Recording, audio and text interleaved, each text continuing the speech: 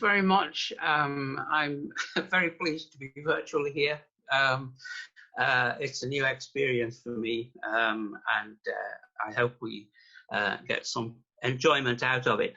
As Katie said, this comes out of my experience of visiting Iowa and New Hampshire during the caucuses and primaries, and I've explained to quite a few people, probably should be retitled What I Did on My Holidays.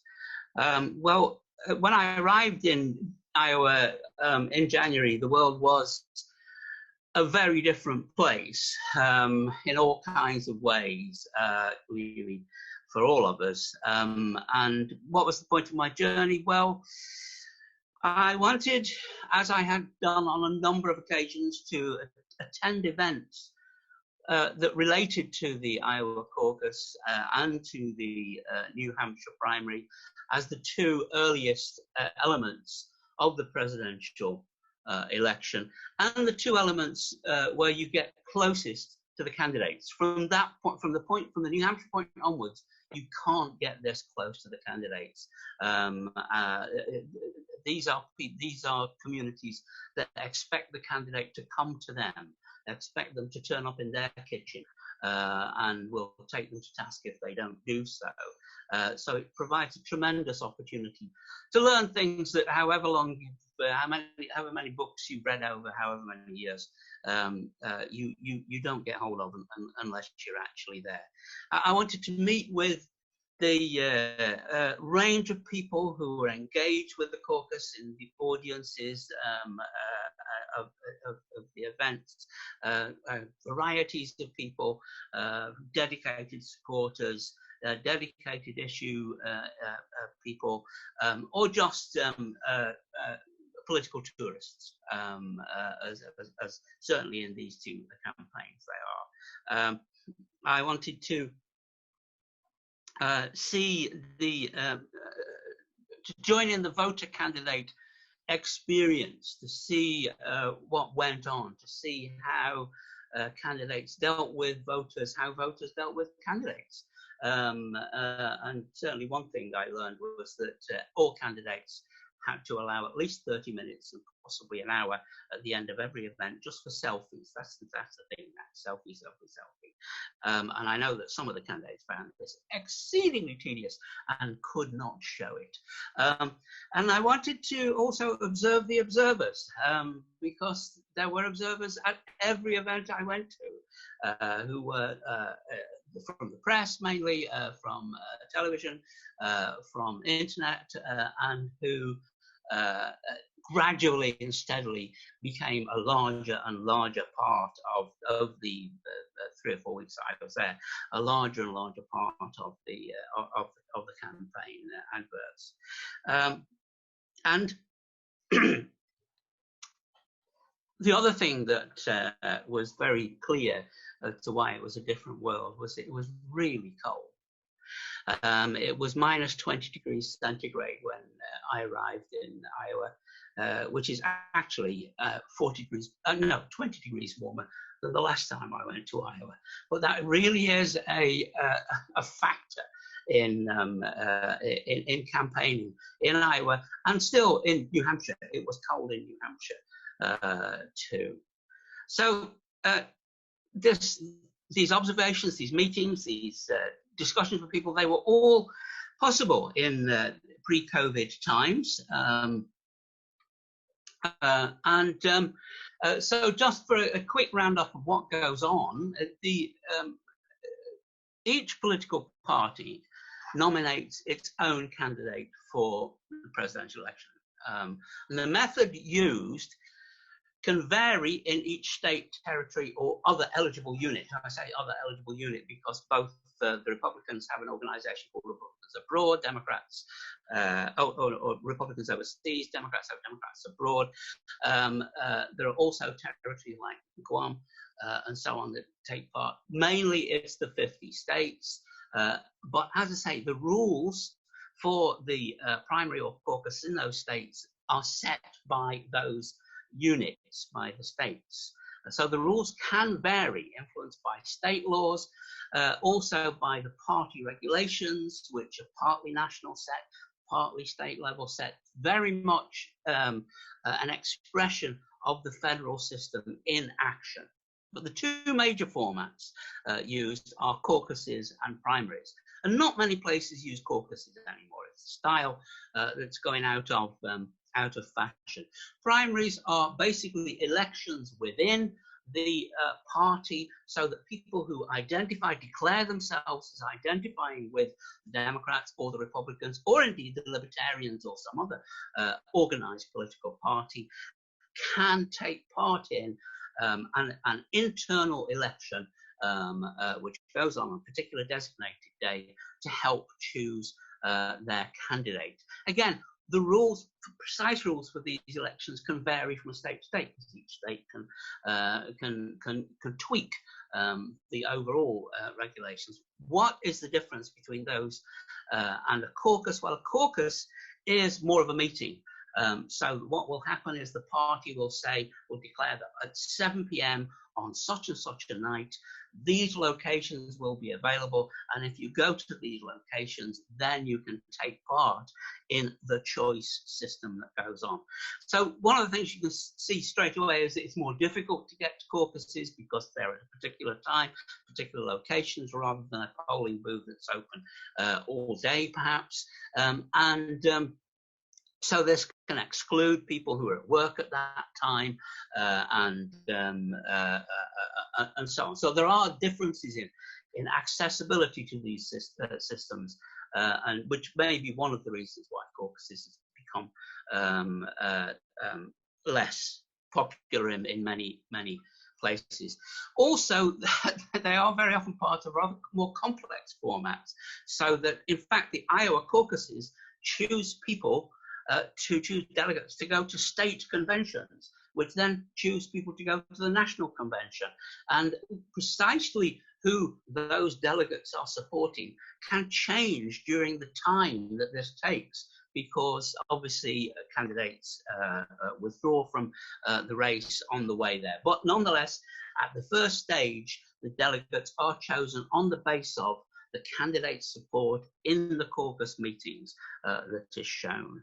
And so the process does end up enabling each state to send delegates to the national party convention, where the nomination is made official. Sometimes there's actually a fight still going on at the time of the convention, but usually in recent decades, by that time, the battle is effectively over. So why do Iowa and New Hampshire come first?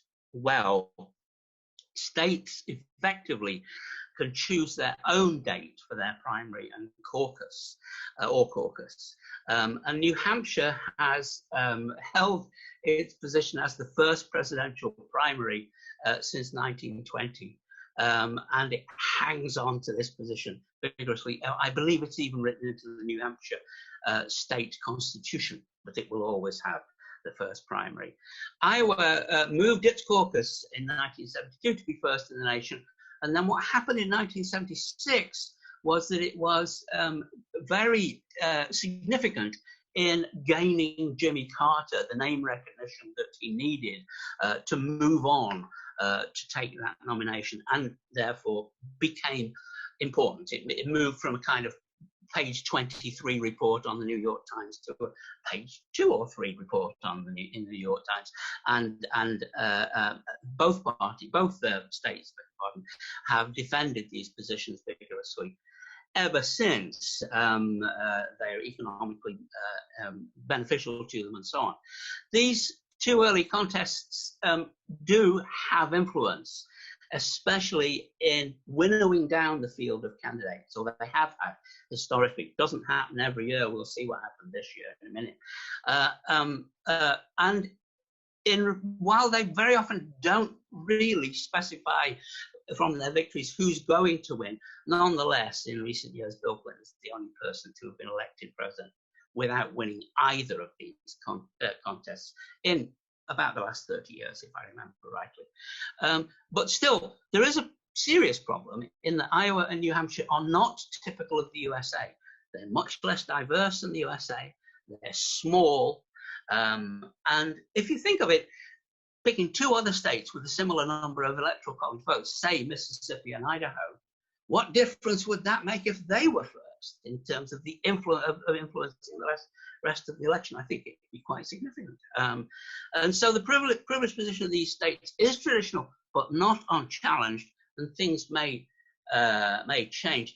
Here are some of the differences there are. You see straight away that in demographic terms, Iowa and New Hampshire are much more white and less diverse than the rest of the USA, much less African American, much less foreign born, so don't really represent the immigrant community, which is so important in the USA, and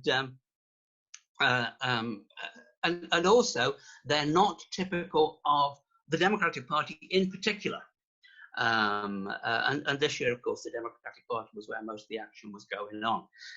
In the Democratic Party, of the two parties, is the more diverse one, and therefore they're even more skewed out of that. And they don't have any big urban areas, which is one of the reasons why the other factors kick in too.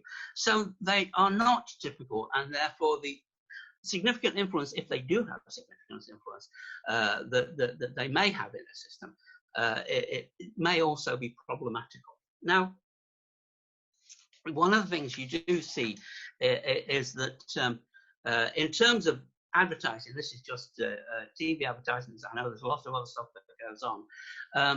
You can see straight away the power of these early events by this huge spike in expenditure in terms of millions of dollars being spent on campaign advertising, which really starts picking up, as you can see, about 3 months before the New Hampshire and Iowa, and by the time you're in there, is really banging away. These the people of these states are effectively carpet bombed with television advertising, and internet advertising, of course, has become massively significant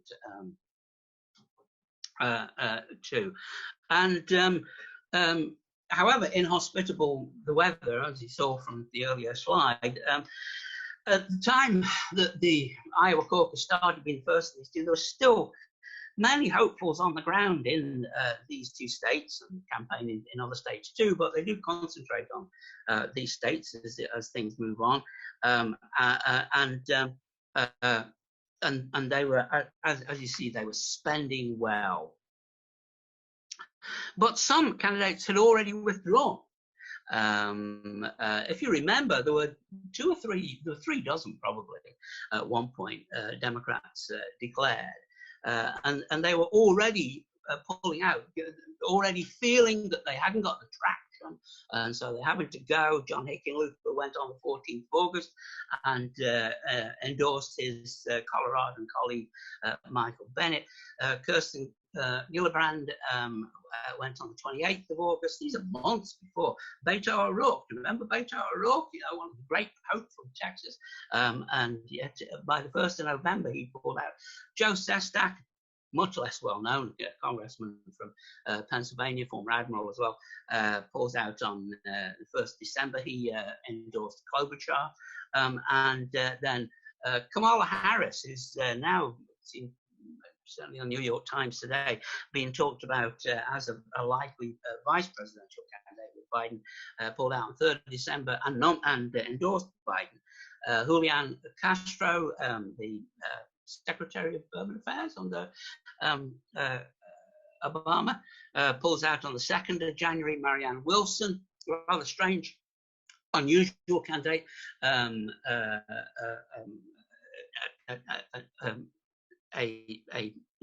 basically a public speaker and entrepreneur, pulls out on the 10th of January and endorses Sanders. Cory Booker from New Jersey pulls out on the 13th of January. And John Delaney pulled out immediately before the election on the 31st of January. And this is a John Delaney event that I went to. He was still in the race just a few days before, and so there was this event in a place called Tripola, Iowa, in a bowling alley.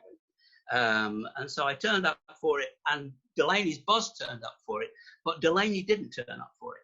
His campaign manager turned up for it, and his campaign manager got him on the phone, on FaceTime. You can see there, Delaney was actually in a car in Washington, D.C., and a conversation was set up with the handful of people that actually turned up, one of whom was a vlogger from Kentucky. And so the vlogger held up his phone, and the campaign manager held up his phone, and they had an interview which was sent out to the vlogger's followers, and also covered, as you can see, by the 3 journalists who turned up from around Iowa. After this extremely, probably the most bizarre campaign event I've ever been to in my life, the campaign manager, the guys from Kentucky, one of the journalists and the bus driver decided they'd spend the rest of the day bowling and on the campaign. And Delaney withdrew just 2 days afterwards, if I remember rightly. There was still plenty of hopefuls active, though, even with those early withdrawals. And one met them in a variety of different locations. So Andrew Yang here turns up with his, in this case, his wife and his team, and spoke in a municipal building in Waverly, Iowa. Probably about 100 people there. Very intimate kind of connection being made both by the candidate and his wife, discussing obviously the issues of the campaign, but you find a lot of personal stuff coming in as well. The Yangs have an autistic son. There were people in the audience who come along specifically because they knew this connection. They had connections with children, grandchildren who are autistic too. And that enters into the bonding that goes on, but also into the policy conversation that's going on at this time. Pete Buttigieg is, as you see from the hats on the right there, that's how you pronounce his name, his event took place in a space rented from a museum in Fort Dodge, Iowa, in a kind of in the round situation. There were probably a couple of hundred people there. Again, still very intimate, and fired by volunteers, many of whom had come from out of state on their own penny to come and support the campaign of this fairly unusual candidate coming from fairly lowly role as a mayor, but making an impact. Amy Klobuchar. Amy Klobuchar's event was held on what appeared to be the ballroom of a former hotel overlooking Waterloo, Iowa. As you can see, it was still cold in Waterloo, snowy. With probably 200, 250 people there, and a fairly traditional presentation, stressing decency, stressed the relationship with John McCain, which is quite interesting, to indicate that she's good at reaching across political boundaries. Also, of course, she's from a neighboring state, from Minnesota, so there was another advantage that she had with this kind of audience. Elizabeth Warren, in charismatic form, I thought, with John Van Ness from Queer Eye, hairdresser from Queer Eye, which of course then influences the kind of audience you pulled in a substantial LGBT group. And this was a bigger event. This had about 600 people. It was in an indoor market in Cedar Rapids. Very charismatic, I thought. And Nick Robinson, BBC, did a report which expressed very similar feelings, that this was somebody who had a lot of energy and showed it and so on. Whereas the people I spoke to in Iowa, or not at the meeting, they were very taken by her, but the people who I spoke to at caucus meetings and so on later on found this fidgety, and they wanted something calmer. It was quite an interesting reaction, and one that I didn't expect at all. The same space was used, exactly the same space, and you can see the difference in the audience straight away. Was used by Tom Steyer, the entrepreneur, philanthropist, billionaire philanthropist. An interesting guy, never really got much traction, with interesting and particular appeals. He hoped to pick up more support in later primaries. Didn't happen. And then Joe Biden. This Joe Biden event, I went to a number of Biden events, but this one was held on a college campus at about 10 o'clock in the morning. And one of the consequences of that may be, or maybe just a consequence that he doesn't have the kind of appeal to college campus students, was there weren't many students there. The audience was the oldest audience that I was with. And nevertheless, between themselves, they wondered whether Joe Biden was too old. And so you got the Korean War veterans, it gives an idea of the age, but he also got union support there as well, so some strength there too. He was just picking up some kind of momentum, but he wasn't doing very well. And then Bernie filled a theatre, and then overflow space in the city auditorium. And he alone deployed a full evening's entertainment. First, you got Portugal the Man playing, and let's see, at his other events in Iowa that week, he had Vampire Weekend and the Strokes. I nearly went to all of them because it's a cheap way of getting a gig in, really. Portugal the Man was followed by Michael Moore, who came on stage and ranted for far too long. And then AOC, Alexandria Ocasio-Cortez, who seemed moderate in her approach compared to Moore, followed by the climax of the big attraction. It was tremendously well organized, much less intimate than the others because of the size of the audience that he was attracting. A very young audience. If the Biden audience was the oldest I was in, this was the youngest that I was privileged to be part of. But a very, very a strong sense of belief. These were people who were already with him. Now, whether many of these students were actually going to be voters, they may not have been from in-state even, then it's difficult to know. Now, so there were similarities. Let me just go back to that one for a second. There were similarities in all the candidates' approaches. They all connected well with the audience.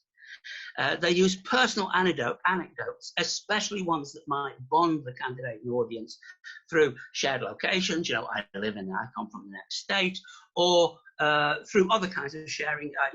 Bernie said, well, I come from the Northeast, but I come from an agricultural state. We have the same kinds of issues.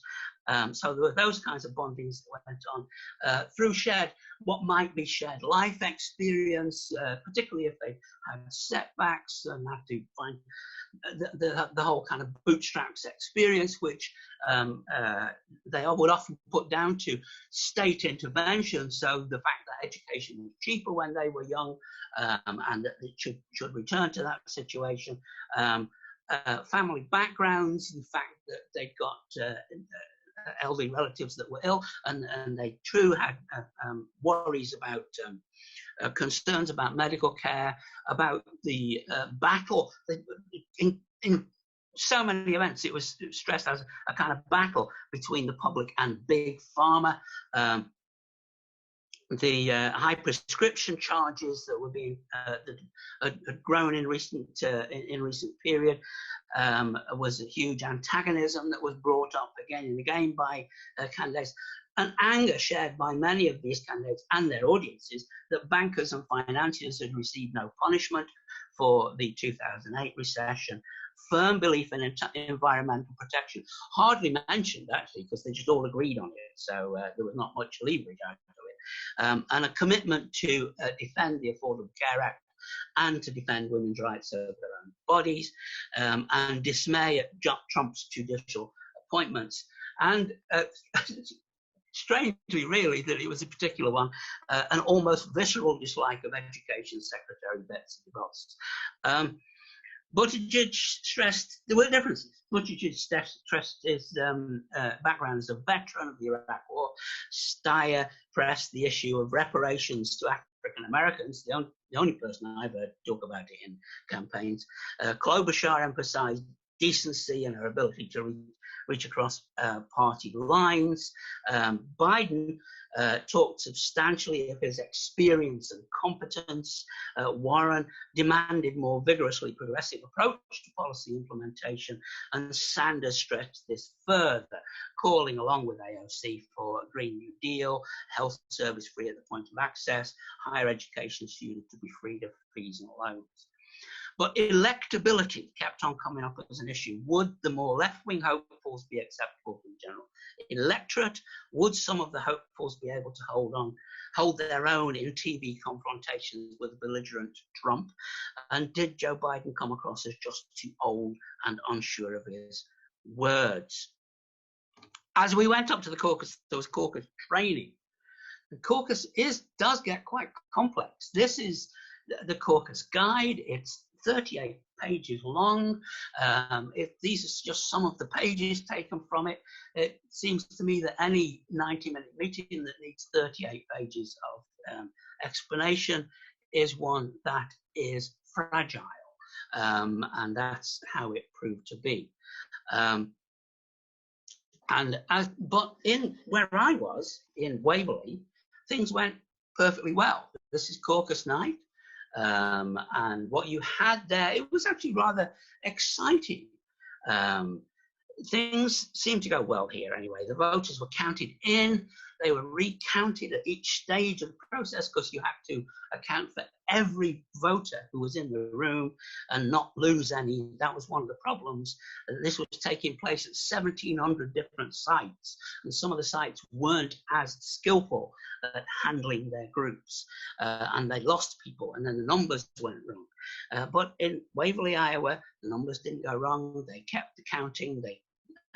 You have an opportunity to go to your preferred candidates group, and then a second opportunity once it seems clear which groups are viable and which groups are not viable. You have a second opportunity to move, and at this point, it's remarkable to see these neighbours walk across the room to each other and say, "Look, we know that you really believe in Andrew Yang, say, but it's not a viable group. We think you'd be comfortable with us. We know you. You know us," you say for us.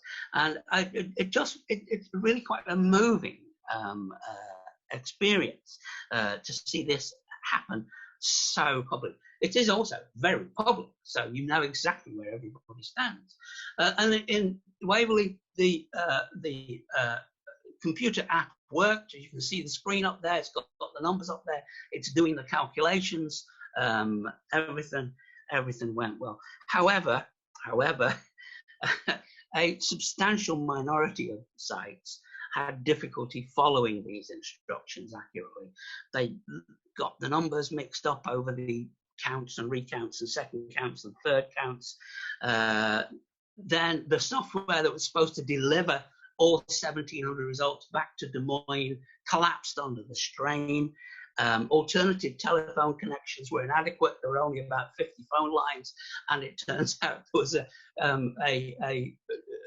an orchestrated event to try to block those phone lines by non-Democrats, shall we say, and the media, the international media, gathered in Des Moines, of course, wants an immediate answer. And so when after 3 hours it was still clear that there was going to be no immediate answer, the whole thing was declared a disaster. It wasn't a disaster. In 8% of cases, it went perfectly well. And the other cases took a couple of days to sort out. But of course, if it's seen as a disaster on the night, and if immediacy is important, then it's very difficult to recover from that. One of the results was that given that there was no result for several days, there was no winnowing effect from Iowa either. None of the hopefuls felt compelled to drop out in the week before New Hampshire. So candidates, campaign staff, and me, we all travelled the 1,300 miles from Iowa to New Hampshire to be greeted by freezing rain, an ice storm, and occasional blue skies, and rather nice American eagle there. So no Democrats had been winnowed by Iowa, but there was some around in Iowa who'd not been present, in New Hampshire rather, who'd not been present in Iowa. They hadn't felt their campaign would gain from being in Iowa. So Deval Patrick, former governor of Massachusetts, Michael Bennet, the senator from Colorado, Tulsi Gabbard, former representative from Hawaii.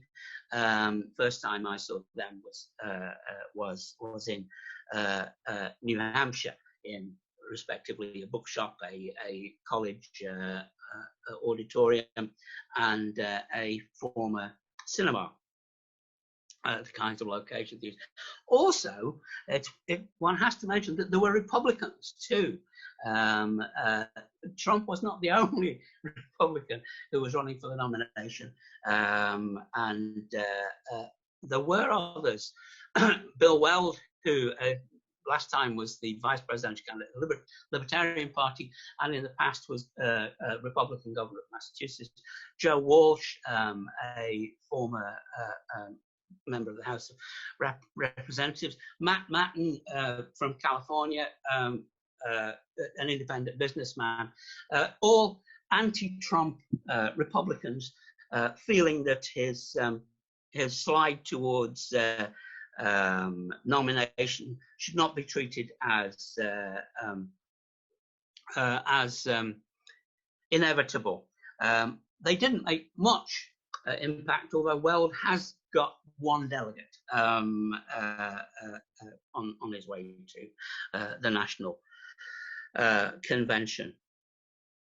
Biden had very weak showing in the two opening rounds, came fourth and fifth, but he still maintained his position in the race, although some people at that time really thought he should pull out.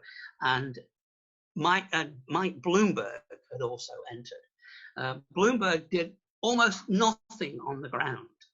What he did was he spent nearly $1 billion on advertising.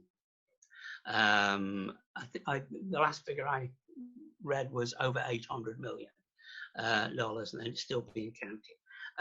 And he sent out some printed stuff, but he mainly went, the former mayor of New York, of course, mainly went for television and internet advertising, and he did manage to get onto a television debate.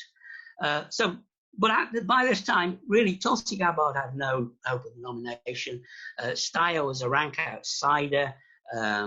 Bloomberg's one television debate appearance was a complete flop. And it looked as though Sanders was likely to get the nomination. But they then swung out of New Hampshire and went into South Carolina, Nevada, and then Super Tuesday, the rest of these communities. And as you can see, what happens here is that Biden starts winning states, not necessarily getting a majority of votes, but being the lead candidate in states. Sanders' grip starts slipping. Bloomberg does get this rather strange prize of American Samoa, but the shift has started to happen, and the campaigns begin to suspend. In fact, Yang, Bennett, and de Waal suspend immediately after New Hampshire, realizing that they're not going to get traction. The others come basically after Super Tuesday, with Tulsi hangs in there for a long time. Not quite sure why Tulsi was there. Rarely got scored more than 1% on any poll. But Warren and Sanders are the serious opponents, are the last to pull out, reflecting Biden's increasing success. One interesting thing I think here is that earlier, certainly in New Hampshire and Iowa, the feeling was there were all these candidates in there and they weren't getting knocked out. And therefore, it was going to be ages and ages before the Democrats had a candidate. And it might go to the convention. But in fact, what's happened is that Biden has emerged as the nominee presumptive with no major challengers still in the race, earlier than either Hillary Clinton did in 2016 or Barack Obama did in 2008. And given that difficult primary campaigns often damage a candidacy as it goes into the general election campaign, you would think that would give him some kind of advantage. On the other hand, he hasn't been massively visible since his nomination, but there are reasons for that. And among them, the very peculiar world that we've moved into.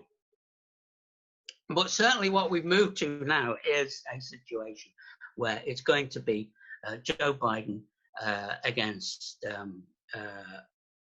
Donald Trump, alongside some minor party candidates still being sorted out. Socialist Labour Party, Workers' World Party, Libertarian Party, they're all in process. But these are the big ones.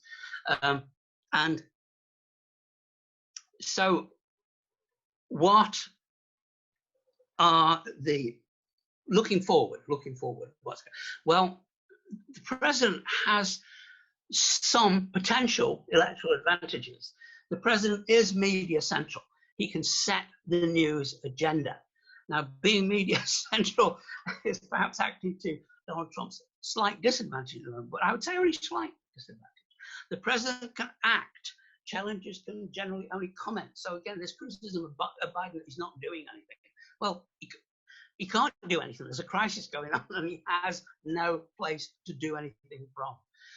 Trump has also run his presidency throughout in campaigning style, more than any president that I know of while I've been looking at this stuff.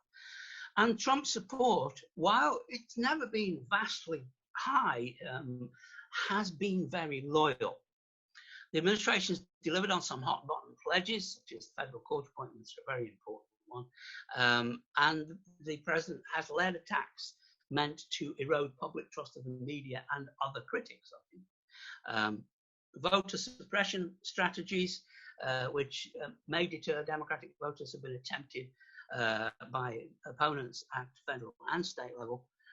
And the current operation of the Electoral College, which is the numerical structure of the Electoral College, favors Republican candidates a bit statistically when the election happens. And the Democratic Party, of course, does have significant internal divisions, including the question as to whether Bernie supporters will support a much more moderate, middle-of-the-road, traditional candidate.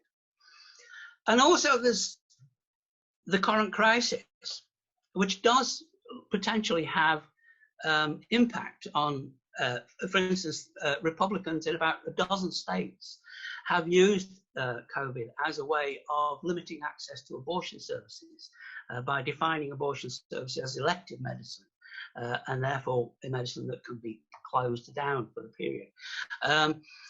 Restricting immigration and naturalization, well, of course, he's done it by executive fiat.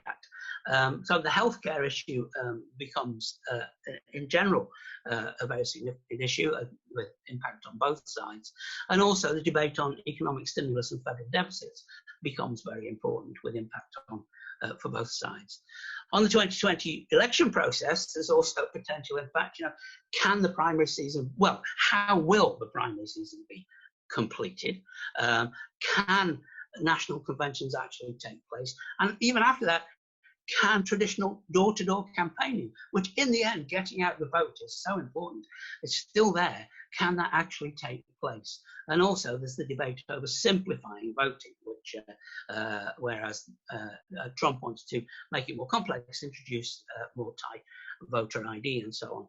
And for the political system as a whole, it's tested the sinews of the federal system as states, cities and federal government have locked in argument over who's in charge and who should be making decisions.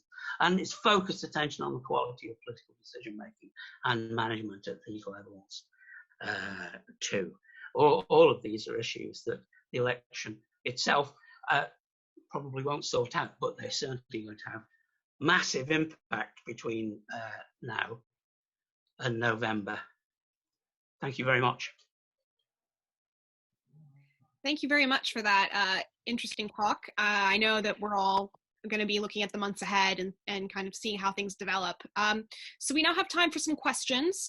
So if anybody would like to ask a question to Philip, you have two ways to do this. You can either ask a question in the Q&A box below, or you can raise your hand and actually speak directly to him. I will just call on you. So we have one raised hand already. So let me just find that.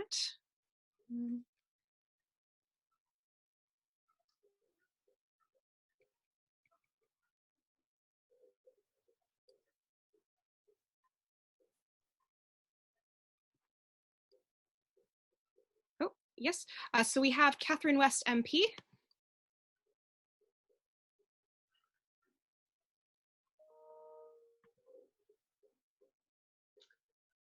Hello, can you hear me? Yes.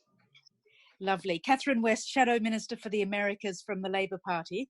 I have a very quick question about some very recent polling that I've seen around Joe Biden versus Mr. Trump. And obviously the talk here has mainly focused on, the internal battles, but I'm wondering what the panel thinks of sort of how some of the ideas that have been debated this afternoon might project forward into the coming months, because obviously it was some of those key states, wasn't it, where the Democrats didn't get the traction last time. Yeah. And do you think it's too early, or do you think you can give us some hope on that? Thank you. Well, the final thing you said there, very important. It's still 6 months, and a lot can happen in those 6 months. But it's certainly true at the moment that in very important states, Florida, Michigan, Pennsylvania, Wisconsin, you're seeing an erosion of trust in Trump amongst his own supporters, because of his management of the coronavirus situation, so you are seeing Biden emerging with, I've seen a number of different figures, but approximately 6% lead nationally, and with leads in each of these key states. And of course, it does come down to the key states because of the electoral college structure. So yes, if the traditional thing, if the election were held tomorrow, then the likelihood would be, I think, that we'd see Trump lose because of his weakening in those states. But it's still fairly modest. He's very good at campaigning via internet, as we saw last time. He's very good at keeping himself at the center of things, and he's very good at making himself the victim. So he is by attacking, lame media or fake media or whatever he wants to call it, and indeed by attacking other politicians in the same way, he may be undermining his own side as well. But he is trying to cut the legs off criticism of him, and it might depending on how this crisis plays out over the next several months, that might still be a strategy that can rebuild his support, particularly in those key states. It comes down to a handful of states: Arizona, Florida, Michigan, North Carolina, Pennsylvania, Wisconsin. If the Democrats can get two or three, if they get two of the big ones or three of the smaller ones of those, they won't. They're difficult, and there are other Democrat states that were held last time: Minnesota, Nevada, New Hampshire, which, if Trump started getting momentum, he could pull them away from them. So it's still very tight. Difficult for him at the moment, but very tight. And he has delivered on these other things, the judiciary in particular. Okay. So we have another raised hand from Brian Neve. I apologize if I butcher the names. That's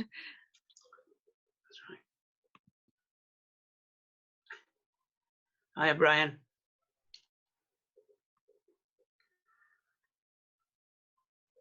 Just trying to unmute. Okay, sorry. I just wanted to about Joe Biden's campaign and what if you were running it, what advice would you be giving? How can he get some prominence in the media? And also, what are the conventions going to look like in these strange virtual forms that they're probably going to take now? I just wondered how Biden is going to try and get anything like the media access, if that's important, that Trump is doing at the moment. It's a really good point.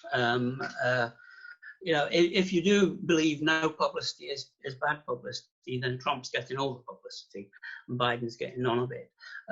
He is accused by many people of doing nothing. Now, actually, if you've tuned into the right internet channels, he's on every day, and addressing these issues, as well as doing straightforward PR stuff. But of course, it's very difficult in this situation for anybody who's not actually dealing with crisis to gain a notice. And if the president is controversial, and one might argue that therefore that's bad publicity for him. Nevertheless, it does mean that the only way that the opponent is talked to is in relation to what the president is doing. This is what happened to Hillary Clinton last time. A huge proportion of her television time was actually in response to what Trump was saying, because Trump was being so controversial. And in a sense, the crisis is building that into the system as well. So it's very difficult for Joe to do this. Now, I know that, or I hear that from the newspapers. I have no special input in this, but I hear that some of his advisors are saying, just be decent, do nice things on the internet, and no doubt some television adverts and so on and so forth, and let Donald Trump continue to show his poor management, and that will develop to your advantage. And that might be right, but it's only right for a brief period of time. He's got to be out there. They've got to find some way of doing it. The conventions, I have no idea. Each convention has thousands of delegates, but then they also have an equal number of alternate delegates, because everybody has a reserve, so to speak. In normal times, most of those delegates take their families. They have lots of other significant people in parties who like to be at these things. And then the journalists outnumber all of those put together. There are normally about 30,000 people that turn. It's not just the 2,000 or 5,000 delegates, depending which party you're in. It's for the rest. How on earth that's going to happen? I presume that it will be restricted delegates, that there'll be some kind of video style of doing it, but with those numbers, it's difficult to see how it's done. I understand that the Republicans are still planning to do the full thing. Quite shocking. So we've had a couple of questions from people kind of along the same lines about who you think would be Joe Biden's vice president, and whether you would think that that would make any difference in his campaign going forward. Okay, well, he's said that it will be a woman. He also said in an event in Iowa that I was at, he did point out that it couldn't be somebody who was very ideologically different. He didn't use these words. But who was very ideologically different. So he indicated to the crowd in Derry, Iowa, it was, that he'd obviously reach out to balance the ticket within the party, but he wouldn't reach to what are seen by some mainstream Democrats as the political extremes. So I don't think it'll be Elizabeth Warren. He also he owes African Americans, they and other non-white communities. They are the ones who brought him back into this race, having come 4th and 5th in those 2 lily white states, even though the Democratic Party in those states is a little more diverse. Nonetheless, it was the much less diverse states that pushed him back into the race. Kamala Harris, I always thought would be a good one. Stacey Abrams has been mentioned quite a lot, and she did, of course, a brilliant job in the midterm elections, but in Georgia. I think Kamala Harris has probably got the bigger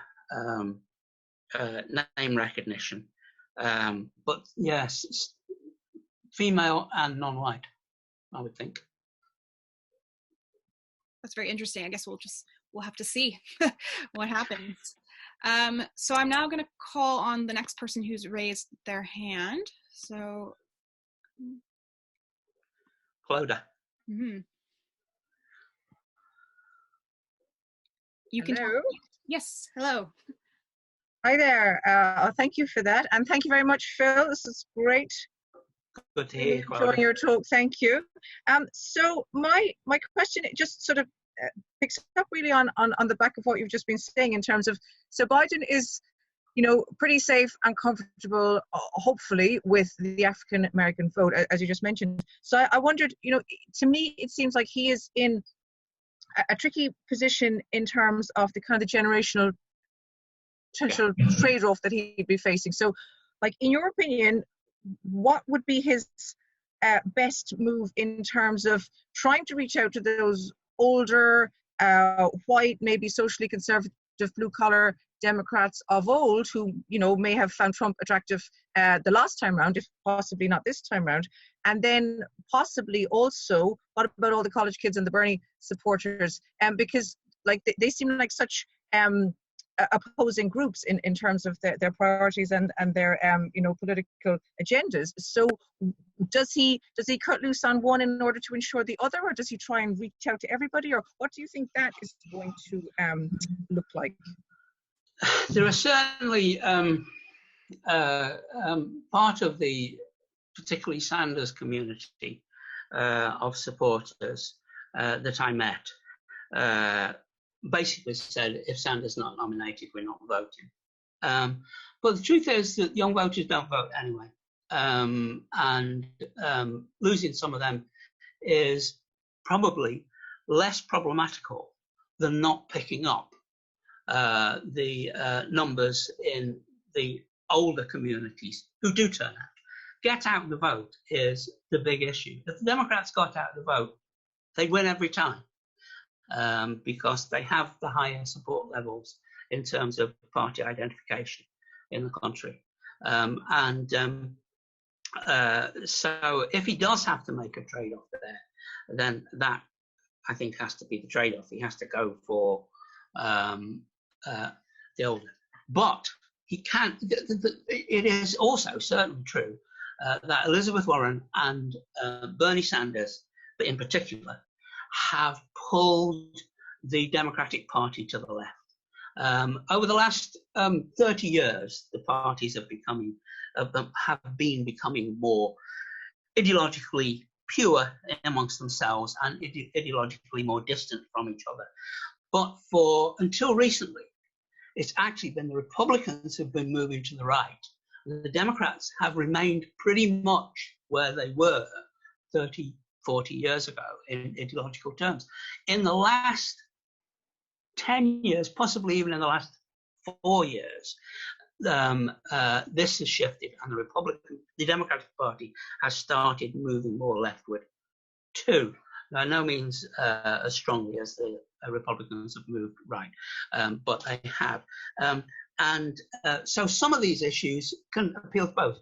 And you've seen Biden picking up some of these issues on, for instance, issues like student debt.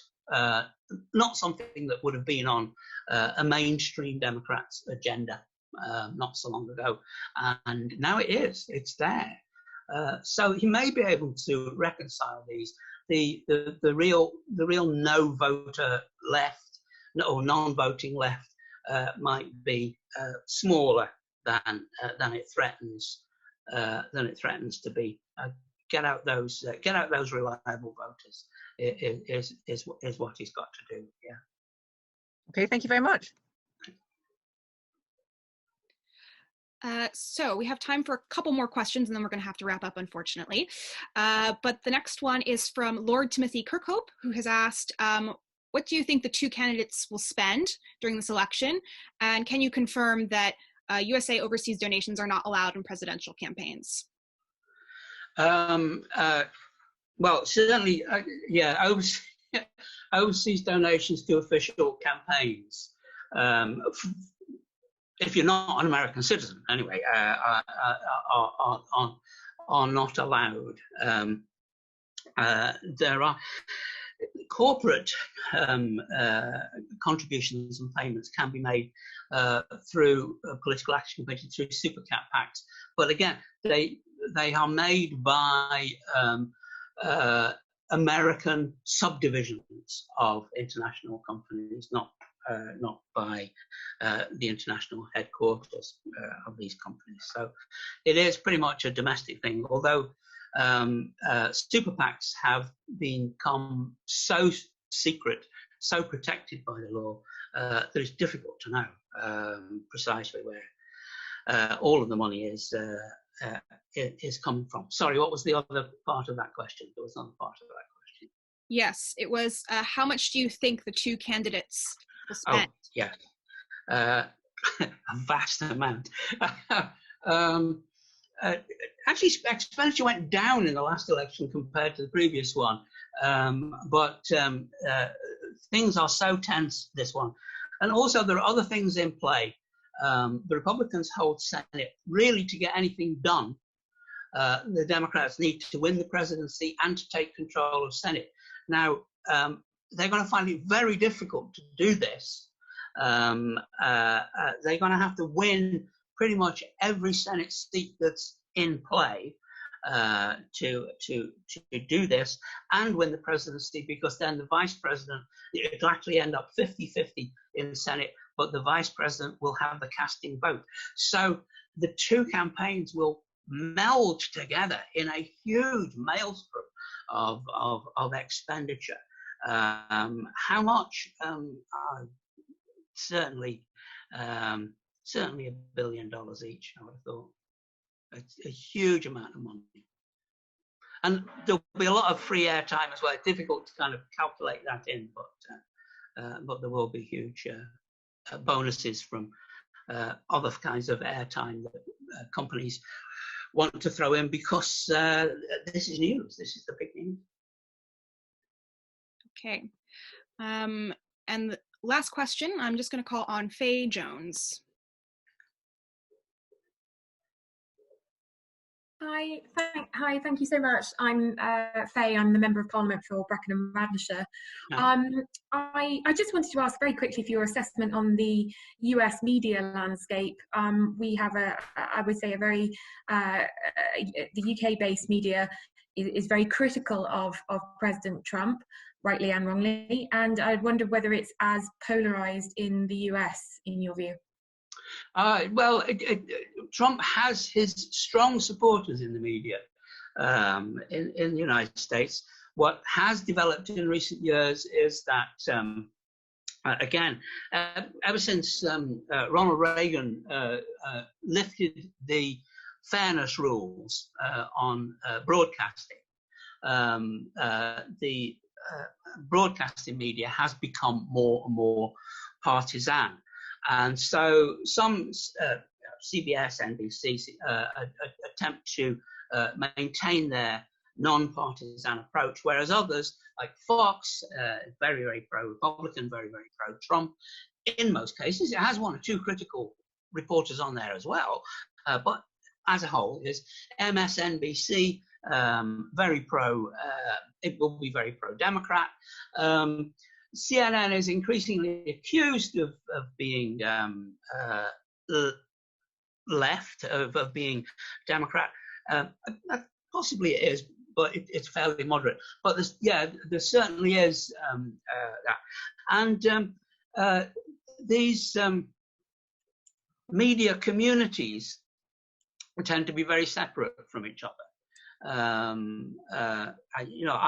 find it a great, even though fewer and fewer people in the UK read newspapers, I still find it tremendously heartwarming, I think, to be able to go into a newsagent when one can, when one will be able to again, and find 8 or 9 different newspapers carrying news from a variety of different perspectives, even if you think the spectrum there is somewhat skewed. In the United States, that's just not the case, and people tend to rather stick within their information select areas. We do the same, but I think it's easier to isolate yourself in that way in the USA. Thank you. Okay, well, thank you very much, Philip. That's all the time we have for now for questions. This recording will be available online for free on our website at www.benjaminfranklinhouse.org. So please feel free to catch up on it there. We are making these talks available for free. So we would appreciate, like many cultural institutions, we would appreciate any donation towards the work that we're doing now. Any amount would be appreciated, no matter how small. Yes, so we are doing these talks every week. So I would encourage you to go on our website and see talks that we have coming up. Next week, it'll actually be myself speaking about Benjamin Franklin and 18th century food. But I hope that you enjoyed the talk today, and thank you again, Philip. Thanks.